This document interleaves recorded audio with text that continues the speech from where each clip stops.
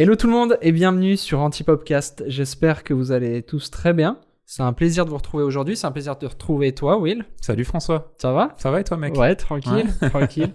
Plein après-midi. En plein après-midi, humeur, on se met un petit whisky dans le gosier. Voilà, tout va bien, tout va bien. Aujourd'hui, on va parler de quoi, Will ? Alors aujourd'hui, on va se poser la question de savoir si nous sommes remplaçables. Et par remplaçable, j'entends bien sûr le grand remplacement. Ah. Ce qu'ils veulent faire de nous. Celui-là. Ce que eux, ils. Chin. Santé, mec. Hein. C'est le genre de discussion qu'il faut avoir quand t'es ivre, je pense. Ah ouais ? De parler de grand remplacement, ouais.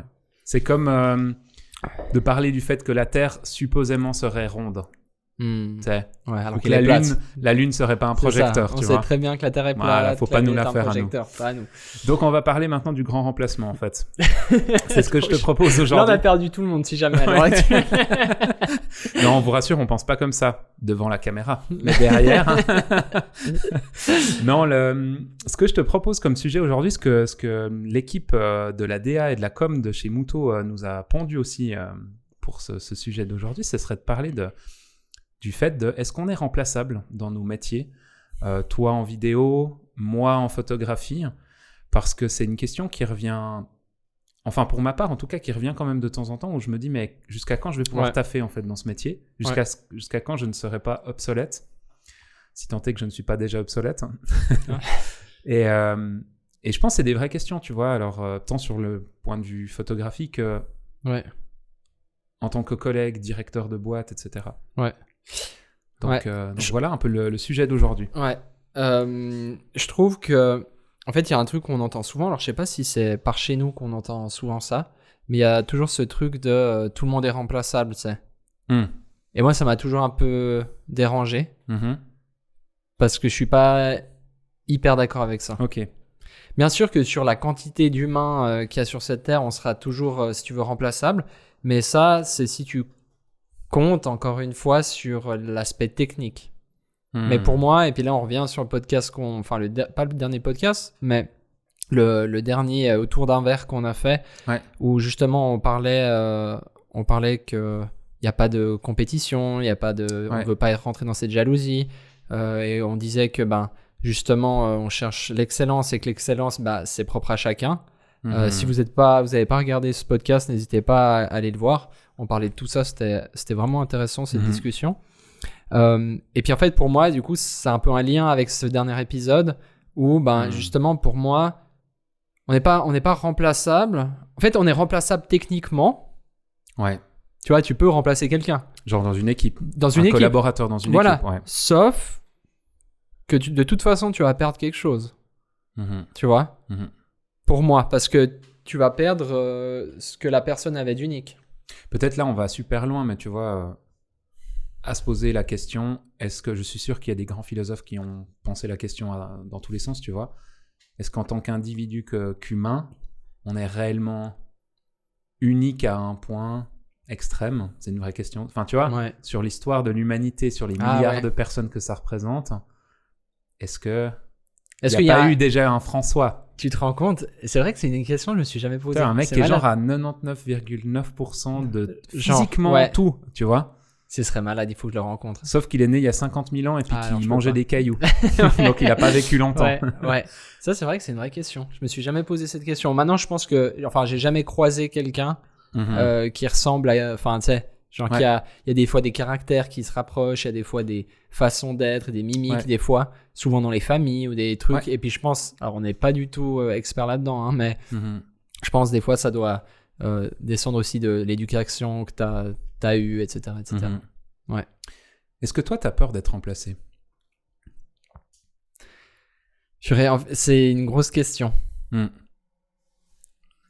En fait, mais déjà par qui, par quoi ? Je sais pas. Mais en fait, non, j'ai pas. En fait, j'ai peur. C'est difficile comme question. J'ai peur d'être remplacé parce que ça veut dire que en fait, j'intéresse pas les gens. Et ça m'attristerait parce que je veux pas être le meilleur, je veux pas être mais je veux juste pour apporter des choses aux gens. Et je pense que t'es remplacé du moment où t'apportes plus rien à personne.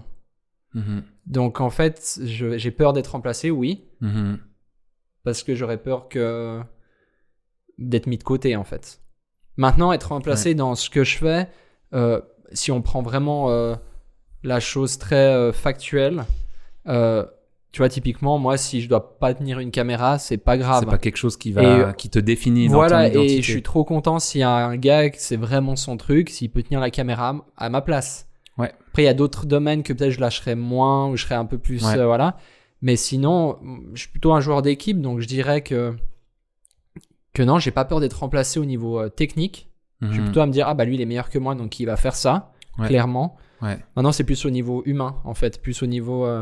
comme je disais au début, j'ai plus rien à apporter. Voilà. Puis toi ? Mais en fait, effectivement, au niveau technique, on en parlait l'autre jour et je te disais que moi, c'est un vrai plaisir de shooter moi et de déclencher moi quand on est sur un shoot. Chose que toi, tu as un petit peu moins. Ouais. Tu passes facilement la caméra pour réaliser l'image qui a été travaillée. Ouais. Moi, j'aime bien la finir. Je sais pas, j'ai ce plaisir-là et ce truc un peu de je veux pas prêter mes Legos. Ouais. Tu sais ? T'es égoïste. Non, mais non, mais il y a vraiment ce côté où j'aime bien bosser en équipe. Ouais. Mais quand je suis en train de leader le projet, j'ai envie que c'est moi qui appuie sur le déclencheur de l'appareil photo, tu vois. Mais je peux comprendre. Hein. Et ça, c'est vraiment, ça me procure un immense plaisir. Par contre, une fois que ça a été déclenché, j'ai peut-être moins ce plaisir derrière de retravailler l'image, de l'envoyer au client, etc. Une fois que je suis conscient que c'est pas fini, tu vois, mais ça me dérange pas, par exemple, que Elsa ou Manu retouchent mes photos et que je le fasse pas. Alors, certains travaux, j'ai envie de le faire parce que j'ai envie de finir encore plus, tu vois. Mais ce côté-là me gêne pas d'être remplacé. Mais ce que je cerne un petit peu, et ce qui, moi, est presque des fois un peu une angoisse dans ma vie, c'est d'être remplacé sur ma place dans le groupe, ma place avec mes amis, des choses comme ça, où autant techniquement, je m'en fous d'être remplacé. Je sais qu'un jour, je serai vraiment plus à la page en termes de photographie et même sur plein d'autres aspects professionnels, tu vois. Mais je pense que ce qui va être dur en vieillissant, ça va être de lâcher d'être l'homme préféré de ma fille. Non, mais tu sais, sur des trucs comme ça, en fait. En fait, d'être dans cette descente d'une certaine manière, en fait, où tu perds un statut, tu vois. Ouais. Et ça, j'avoue que c'est un truc qui me fait des fois un peu peur. Ouais. Tu vois. Je comprends. Et en même temps, j'essaye de pas parce que ça va arriver, tu vois. Ouais. Enfin... Et j'ai envie de pas me laisser piéger par ce sentiment-là, mais plutôt d'anticiper puis de me dire, un jour, je serai peut-être plus capable de, mais avant que ce soit le cas, j'aimerais pouvoir le lâcher, ce truc-là, tu vois. Et pas... Un temps, j'ai travaillé avec des personnes qui étaient en fin de vie pour le service civil. Et puis, il y avait des gens qui partaient, en fait, qui mouraient et qui n'avaient pas pu finir, qui n'avaient pas pu lâcher les dernières choses, dire les dernières choses. Ils n'ont pas fini la vie, quoi. Ils n'ont pas fini la vie, ils n'ont pas fait game over, en fait. Tu vois ? Et ça, je trouve hyper triste, en fait. J'ai souvent ce truc où je me dis, j'aimerais pouvoir, avant de mourir, que ce soit à 45 ans ou à 70 ans, j'aimerais pouvoir avoir tout sorti ce que je dois sortir et pas être frustré d'avoir, tu vois ? Ouais, je vois. Mais du moment où j'ai pris la décision de lâcher, c'est bon, en fait, tu vois ? Ouais. Pour rebondir sur ce que tu dis, moi, quand tu parlais, je pensais à un truc. En fait, aussi, des fois, donc plus jeune, j'avais des fois la peur d'être laissé de côté, comme je disais. Maintenant, je l'ai un peu moins parce qu'en fait, il y a un truc qui reste en moi, c'est cette phrase de t'es pas le personnage principal des vies des autres. Tu vois ce que je veux dire ? T'es le personnage principal de ta propre vie. Et ça, moi, ça m'a hyper impacté parce que j'étais là, mais en fait, tu peux pas être le personnage principal de la vie des autres, tu vois. T'es un personnage secondaire. Puis du coup, où je veux en venir, c'est que ça t'enlève une pression un peu de performance, etc. Tu vois. Toi, tu donnes le meilleur de toi. Là, je parle au niveau, pas forcément travail, mais vraiment au niveau relationnel. Ouais. D'être la meilleure version de toi-même. Puis si les gens ils te remplacent, c'est que ça devait être comme ça, quoi. Peut-être aussi quelque chose qui... Enfin, j'ai l'impression que c'est pas une angoisse pour nous d'être remplacé au niveau du travail sur des techniques. Peut-être qu'aussi c'est parce que c'est pas notre vie en entier. Ouais. Moi, mon identité est pas uniquement placée là-dedans. Bien sûr que ça fait une grande part de mon identité en tant qu'humain, et actuellement, ben voilà, mon travail, c'est une grande part de cette identité-là. Mais c'est vrai que si maintenant tout venait à s'arrêter, à fermer, on est remplacé par de l'IA pour la prod de photos et vidéos, on en parle, on développe après un peu, mais c'est pas quelque chose qui m'angoisserait plus que ça, parce qu'il y a d'autres choses qui existent à côté. Ouais, je suis d'accord. Je veux dire, enfin, que ce soit avec les gens avec qui on travaille là, même si la boîte venait à fermer, on serait toujours des amis, tu vois. Ouais. On se verrait moins parce qu'on se voit tous les jours, mais oui. C'est pas des choses qui m'angoissent pour ça. Ouais. Alors moi, là, tu parlais de l'IA. Là, on voit ces derniers temps qu'il y a quand même une grosse poussée de l'IA. Maintenant, il y a justement le fameux Apple Vision où les gens ils sont complètement là-dedans et tout. Et moi, il y a quand même un aspect là-dedans qui si tu veux, je m'en fous d'être remplacé par l'IA, mais en fait, je trouve méga triste pour le monde. Pas que ça soit moi qui sois remplacé, parce que je serais pas, c'est pas à propos de moi, mais je dis tous les gens dans l'art qui vont être remplacés parce que c'est remplacé par des machines, tu vois. Ouais. Alors, je pense pas qu'on y est encore, tu vois. Je sais pas si ça arrivera vraiment un jour. Je sais pas, en fait, tout simplement. Mais si ça arrive, je serais pas triste pour moi, mais je serais triste pour l'humanité parce que c'est que, en fait, nous, les êtres humains, on a perdu vraiment. On a oublié, en fait, d'où on venait concrètement. C'est méga dur. Moi, je suis pas mal de chaînes YouTube tech. Ouais. Parce que j'ai un petit côté geek, mais pas que, mais j'aime un petit côté geek un peu. Et souvent, ce qui revient, un peu, si on parlait de philosophie dans la tech, tu sais, c'est que chaque fois que tu as une grosse avancée comme ça avec un produit qui est proposé, entre guillemets, révolutionnaire, on révolutionne rien, tu vois, mais... Ouais. Et en fait, il y a souvent un sentiment de peur mêlé à cette nouvelle technologie qui est super fort. Puis tu as un peu deux manières de réagir. Tu as le côté j'ai peur de la technologie parce qu'elle va me bouffer ma vie et rendre le monde moins bien. Et puis tu as le côté waouh, super enthousiaste, qu'est-ce que cette technologie va nous proposer, tu vois. Ouais. Moi, j'aime bien naviguer entre les deux, c'est-à-dire de pas me dire je flippe pour. Tu vois, tu parlais du Apple Vision Pro, qui est pas nouveau en fait. Ça fait, enfin oui, ce produit-là est nouveau, mais en fait ça fait un moment qu'il y a des casques de VR qui existent. Moi, ce qui me fait peur, c'est, je pense profondément qu'on est des êtres de relation, tu vois. Ouais. Que l'espèce humaine, en tant qu'animal, on est un animal de relation. On est en groupe, on est en famille, on est collés les uns aux autres, on a besoin du toucher, on a besoin de la parole, on a besoin, plus ou moins suivant les individus, mais on est des êtres de relation, en fait. T'as des espèces qui sont pas des êtres de relation, tu vois. Ouais. Un chien, c'est un animal de relation, mais qui s'est adapté à l'humain, en fait, avec au fur et à mesure des années. Un chien, tu peux pas le prendre dans tes bras. Il aime pas ça, en fait. Tu peux parce qu'il s'est adapté à ce que toi, et puis il va te suivre, mais en fait, un chien n'aime pas être contenu. Ouais.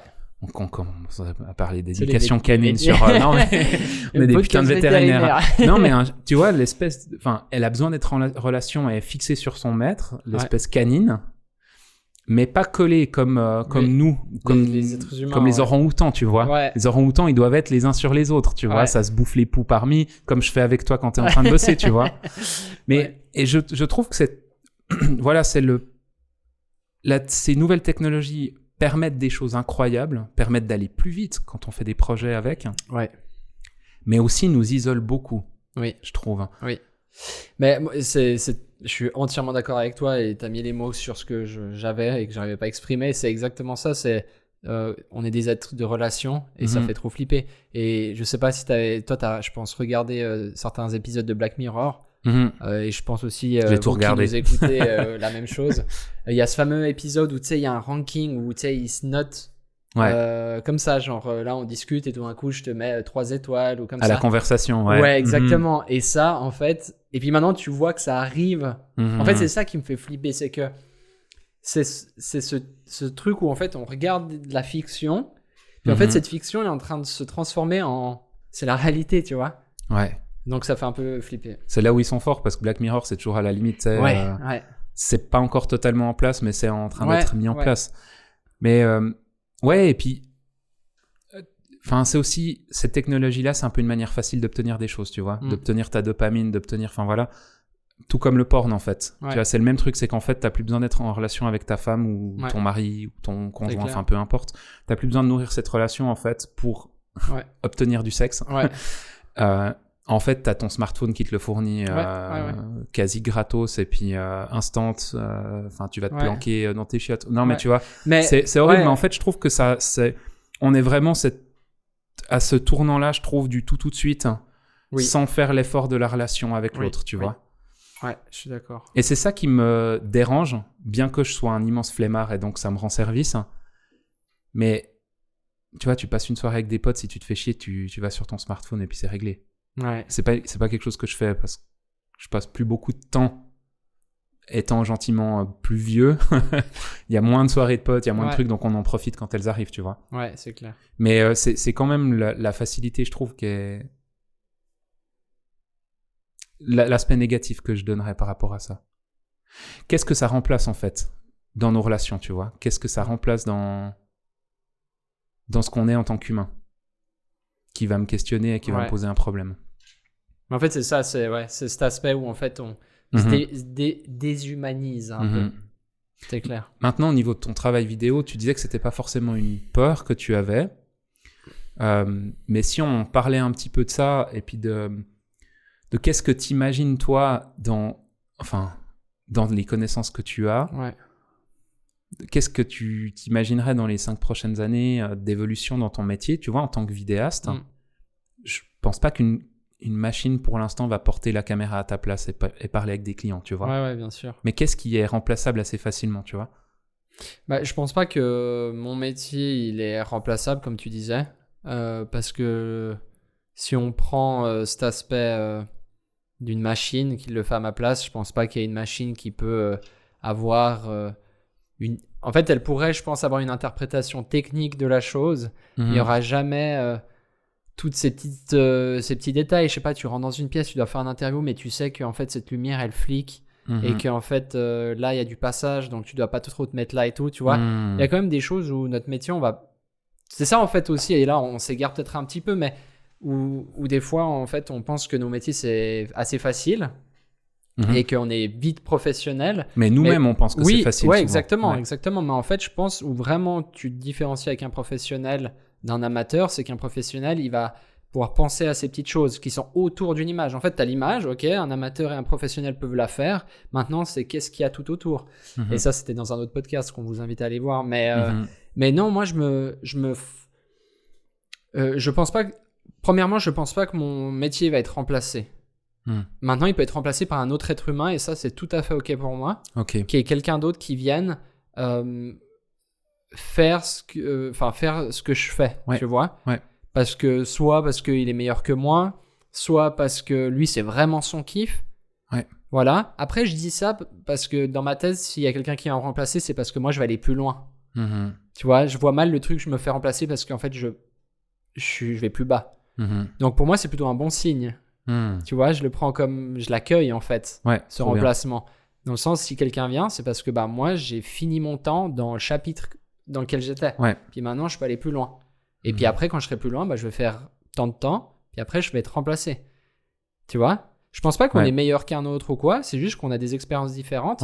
Et puis moi, je vais peut-être remplacer quelqu'un qui a une expérience plus haute que la mienne. Et puis lui, il va continuer d'évoluer. Et puis moi, je vais prendre sa place. Puis lui va prendre la place de quelqu'un d'autre, etc. C'est un peu le cycle de la vie. Le cycle de la vie. Non, mais je cherchais les mots aussi. Tu vois ce que je veux dire? Je suis hyper d'accord avec toi sur ce point-là. Moi, je pense qu'en photo, par exemple, il y a des outils qui se développent maintenant. On en parlait dans un podcast, on le mettra en lien à la fin. Des outils qui peuvent nous aider en tant que photographe à aller un peu plus vite, tu vois, dans la retouche, dans... Voilà, tout ce qui est outils IA qui sont intégrés à des logiciels comme Photoshop, et en fait, tout d'un coup, ça peut te faire gagner.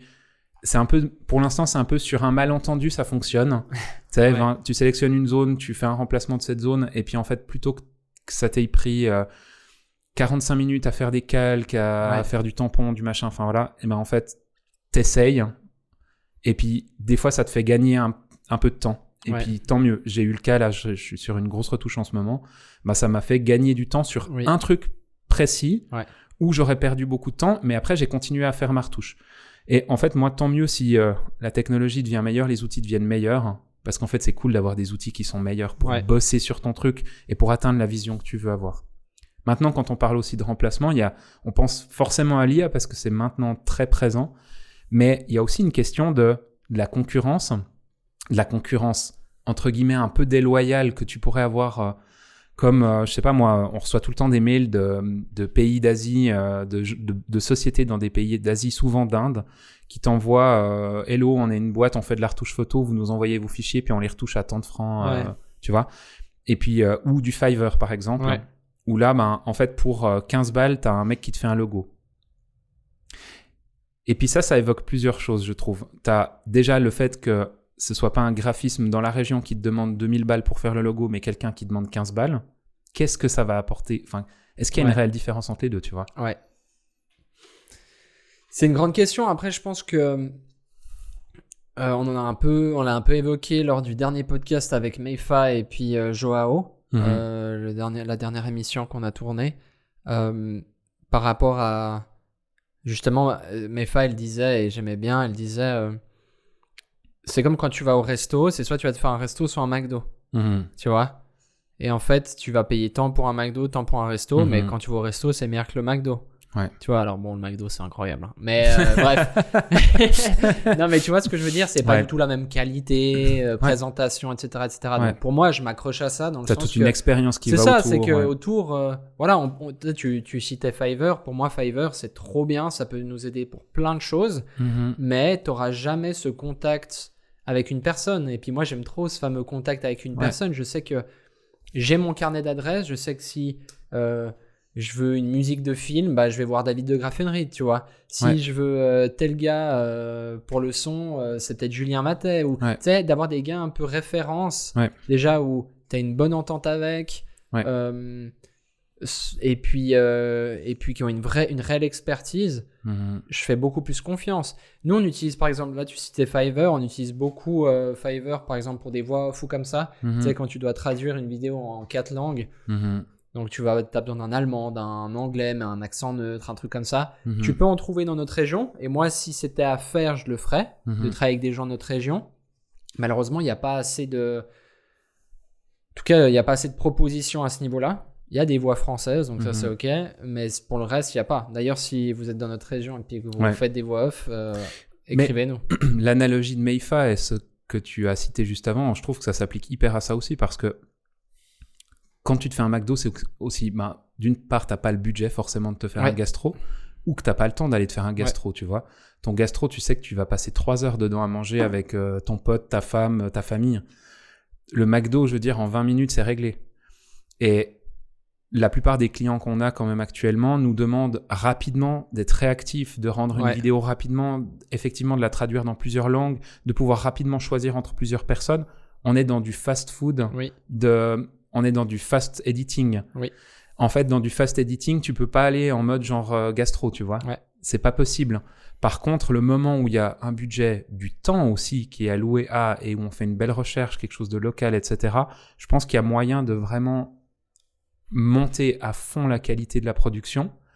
Mais la réalité, c'est que c'est, en tout cas dans notre entreprise et dans ce qu'on propose, j'ai l'impression que les clients, c'est extrêmement rare qu'on ait ce temps-là et qu'on ait autant de possibilités, tu vois. Souvent, c'est de la dernière minute, c'est même les plus gros projets qu'on fait. Si tu te disais, il faut que je fasse une recherche et puis t'as pas 3 semaines pour qu'un mec te ponde une musique originale pour ta création. Ouais, bien sûr. Bah oui, c'est clair. T'as meilleur temps d'aller sur Artlist et puis en 30 minutes, 1 heure, t'as trouvé ton morceau qui plaît à 80% au voilà, client, c'est ça. Enfin, tu trouves le truc qui se rapproche le mieux. Après, ce serait toujours mieux. Là, tu parlais de musique. T'as un gars qui compose la musique, ça c'est clair. Tu dois faire avec les budgets, tu dois faire avec plein de choses. Il y a plein de choses qui rentrent en compte. Moi, il y a aussi un aspect par rapport à justement tout ce qui est externe.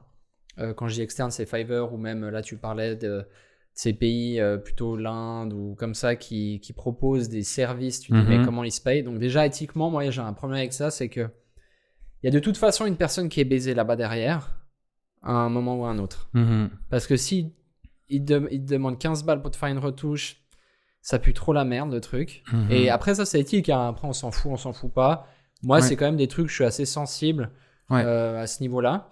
Et puis il y a aussi un aspect de confidentialité, tu vois. C'est-à-dire que si tu te fais un truc pour toi en mode tranquille, à la limite tu t'en fous. Tu t'en fous, ouais. Mais maintenant nous on travaille quand même avec des clients où le niveau de confidentialité il est extrême. C'est-à-dire que s'il y a un truc qui sort ou tu dis un truc, ça peut aller très très loin et très rapidement.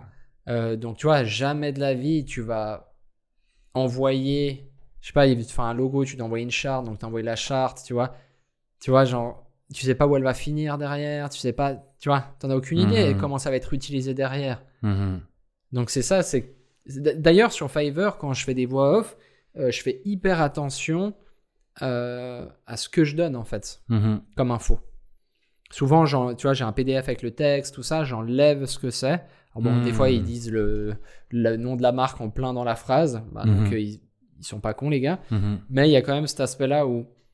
Tu vas essayer d'être... Il y a un truc de confiance, en fait. Donc voilà, pour répondre un peu à tout ce questionnement, moi, je dirais que c'est un truc de confiance. Et comme on parlait au tout début du podcast, c'est ce truc d'humain, en fait, ce contact-là. Moi, j'aime bien, en fait, ce contact-là. J'aimerais continuer à travailler comme ça. On arrive gentiment au bout de cette première partie de podcast avec cette thématique-là. J'avais une dernière question pour toi. Mais comme souvent, je te pose des questions, tu y réponds un peu à chaud. Et moi, j'ai le temps d'y réfléchir. Je vais faire l'inverse cette fois. Je vais d'abord moi répondre. Comme ça, je te laisse le temps d'y réfléchir. Trop bien. Admettons que tu sois remplacé dans ton boulot maintenant. Donc, tu perds ton travail ou la boîte ferme. Enfin, peu importe, il se passe quelque chose. Tu perds ton travail. Il y a quelqu'un qui le reprend derrière. Est-ce que ce serait pour toi une opportunité de faire quelque chose d'autre? Est-ce que tu recommencerais la même chose? Je te laisse avec cette question, j'y réponds moi déjà. Je suis très content que tu répondes en premier.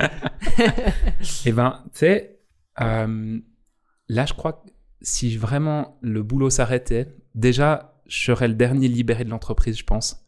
Parce que quand t'es le patron, ben souvent t'es un peu le premier piégé dans ton truc, tu vois. Tu peux pas lâcher le bateau parce que sinon tu sais qu'il y a tout le monde qui... Tu fais comme les capitaines à l'ancienne, tu meurs avec ton bateau. Je suis le genre de capitaine qui crève sur son bateau, Mais si la boîte venait à fermer ou que j'étais remplacé par quelqu'un, alors, en mode déconne, je pense que j'aurais envie de devenir cuisinier et d'ouvrir un resto parce que j'aime trop la bouffe, mec.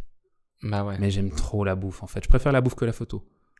Je préfère la bouffe que quasi tout, en fait. Ah ouais? Ça, on en a déjà parlé. Ça, ce serait un peu en mode délire. Mais même cuisse-toi et tout, donc tu te relances complètement dans un nouveau truc. Ouais, je pense. Mais parce qu'en fait, j'ai été photographe indépendant pendant des années, j'ai kiffé. Là, on a monté une boîte, je kiffe à fond. Ouais, mais alors là, ok. Mais genre, tu vas me dire, j'attends c'est plus... bon. Ouais, exactement. Sauf que là où je vais venir te contredire, mais ou là où je vais venir te contredire, c'est qu'avant, plutôt, tu me disais, j'ai peur d'arriver à la fin de ma vie et de me dire, j'ai pas fini les trucs. Ah, mais ce sera fini. Bah non, c'est parce que je pense. Là, t'as encore plein de rêves et tout au niveau de la photographie. Ça va, accumuler plus de pognon, mais sinon le reste, non, c'est pas vrai. Il est trop con. Non, là, je me dirais, tu sais, si ça s'arrêtait, je me dis, viens avec François, on ouvre une roulotte à burrito. Ça, c'est malade. Mais tu vois, on fait les deux, ça. Bon, on se marre. On arrête les podcasts. On se récaisse toute la journée déjà. Ouais. Tu vois? C'est possible. Ça, c'est joli. Mais je crois que si ça s'arrêtait, c'est qu'on serait allé au bout un peu de ce qu'il y avait à faire. Je pense pas que ça va s'arrêter, hein. C'était juste pour en délirer un petit peu. Ouais. Puis toi? En fait, du coup, j'ai pas du tout réfléchi. Si demain ça s'arrête, est-ce que je ferai autre chose? Non, je pense pas. Non? Non. Tu te laisses crever sur le bord de la route, tu dis? Je reste comme ça. Je me malaye. Tu me pètes les genoux, je me malaye. Non, mais si je devais faire quelque chose, en fait, non, je ferais la même chose. Peut-être différemment. Je pense que je me spécialiserais plus dans un truc.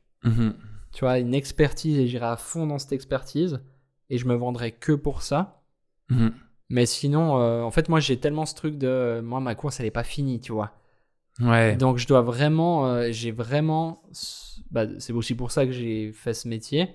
Et comment je suis arrivé là, c'est parce que j'ai toujours eu faim. Et tu sais, ce truc, un peu cette carotte où j'étais là, il faut que j'aille jusque là-bas, il faut que je continue. Et chaque fois qu'il y avait une étape qui était faite, c'est ça la prochaine étape. Donc, non, en fait, moi, si demain, je dois faire un autre truc, ça me rend hyper triste. Tu vois, genre, je sais pas, demain ça s'arrête et puis tu trouves pas de travail dans ce domaine et que, je sais pas, je dois retourner à faire des cafés au Starbucks. Ça me fait trop chier. Mais tu ne pense vas pas faire ça, tu feras autre chose. Je ferai une déprime. Bah, on s'est dit, hein, quand on en aura marre, on va travailler à la commune comme cantonnier. Ouais, mais je peux dire, t'es trop triste, mec. Non, peut-être pas. Mais des gars comme nous, on est trop tristes. Mais non, si on est les deux, on fait les cons, on est heureux en fait. Sur un... Bah, ouais. Ouais, mais t'as ce truc de t'as pas fini. Voilà tout ce que j'avais à te poser comme question. François, j'espère que t'es pas frustré parce qu'il n'y en a pas plus. Hein. Non, pas du tout. Pas du tout. Merci beaucoup, Will. Merci François. Merci aussi à vous de nous avoir écoutés pour cette première partie d'épisode. On se retrouve pour le prochain épisode la semaine prochaine. Jusque-là, portez-vous bien. Ciao. Ciao, ciao.